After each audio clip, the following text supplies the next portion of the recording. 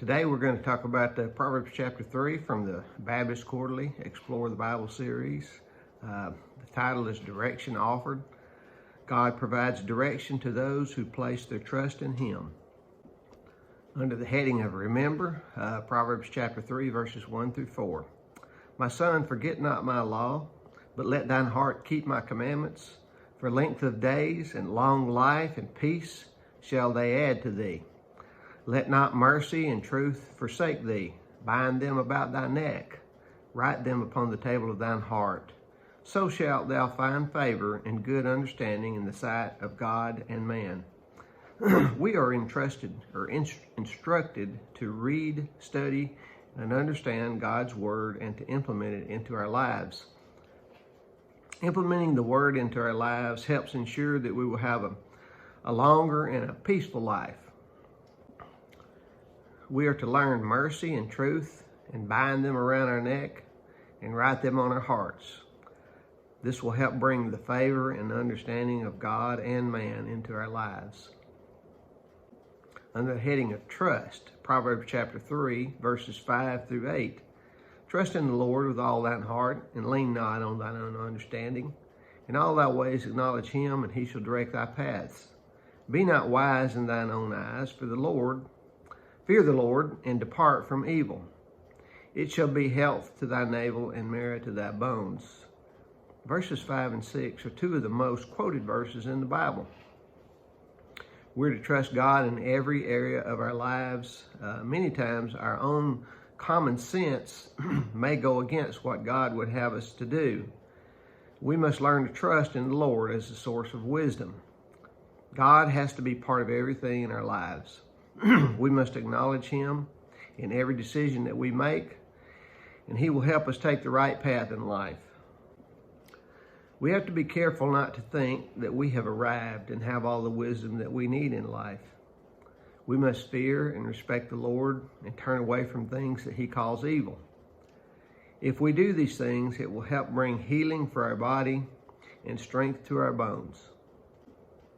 Under the heading of Honor, Proverbs 3, 9 and 10 says, Honor the Lord with thy substance and with the first fruits of all thine increase. So shall thy barns be filled with plenty, and thy presses shall burst out with new wine. Read also 2 Corinthians 9, 6 and 7 here. But this I say, he which soweth sparingly shall reap also sparingly, and he which soweth bountifully shall also reap bountifully. Every man according as he purposeth in his heart, so let him give, not grudgingly or of necessity, for God loveth a cheerful giver. In the Old Testament, people depended on the land to bring them their food. God owned all the land and allowed people to use the land. All wealth and worldly goods are blessings from God. In return, we are to honor Him with the first parts of the blessings that we receive. This is an act of worship, gratitude, and expression of trust in Him. The results of this generous and faithful giving will be that our barns will be filled with plenty and our vats will overflow with new wine, according to what Proverbs says. This is another way of saying that we will be blessed economically if we obey His principles of giving. Under the heading of Accept in Proverbs 3, 11 and 12. My son, despise not the chastening of the Lord, neither be weary of His correction. For whom the Lord loveth, He correcteth, even as a father the son in whom He delighteth. The Lord chastens and corrects those He loves, and when we know that we're receiving it, we are not to despise it. The loving Father chastens and corrects His Son for His own good. God is not a cruel Father, but is a loving Father. Discipline is rarely pleasant, but it has its rewards. Let's also look at Hebrews 12, verses 5 through 6 on this topic of chastening. And ye have forgotten the exhortation which speaketh unto you as unto children. My son, despise not the chastening of the Lord, nor faint when thou art rebuked of Him. For whom the Lord loveth, He chasteneth, and scourgeth every son whom He receiveth. If you endure chastening, God dealeth with you as with sons. For what son is it whom the Father chasteneth not.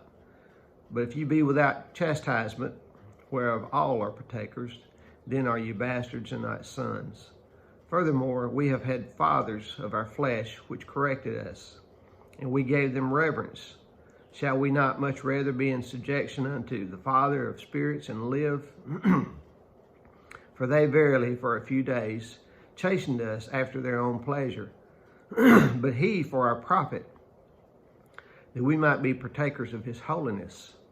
Now, no chastening for the present time seemeth to be joyous, but grievous.